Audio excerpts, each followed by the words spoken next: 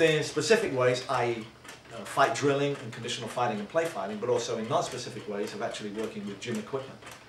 Are we still okay? Yeah, because you're looking at what the kids they've just thrown the piano over. Okay, it's only a little piano, by the way. It's one of the plastic ones. So well, they are more. We haven't got, you know. Ty's picked up the grand piano. Yeah, picked up Bobby's hand and slung it out the window. Talk about emergency mindset. So in other words, you have to. Where was the train of thought then?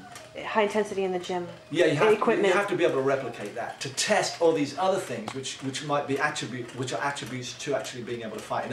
It's no good having a mindset which you've shadow boxed with at a low intensity, and then suddenly hitting a fight and the guy comes at you like a fucking tiger, and you haven't prepared for that physiologically, mentally, or your skills have been determined in a low intensity environment. You know, as you don't train in you can get the procedures in a swimming pool to learn emergency diving procedures in the North Sea to rescue somebody, for example, off an oil rig, but you have to transfer that to something which is replicating the North Sea. Right. Otherwise you're going to drown, or you're going to fail in your duty. In the same way the fireman has to train to in a simulation. In a simulation, he's smoke, fire, and he still can get fucking hurt. Yeah. And then. Oh, you were telling me that when you used to do exercises, they'd have the coffins lined up. Yeah, they had the coffins lined up in Al Adam. So you'd see them up there on the tarmac, what they expected the death rate was going to be, just from the scheme. You know. So you have to be able to. Training is like a bloodless war, and war is a bloody exercise. It's a bloody exercise. So it's transferring having the training as realistic as you can without killing anybody, and you've got to get really close to the to overload the system so it fights back.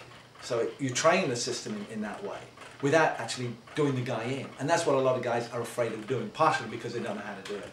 But you have to be able to replicate the training, this kind of high intensity work within the training. I don't know if I'm making sense, because that's the training. That's how the fight. The fight is when you hear the expression "a fight's a fight." Yeah, it is, but it's not what you want it to be. And everybody would love that fight where you just have and it wouldn't be a fight in that case. Some legless drunk just confronting you on a Saturday night.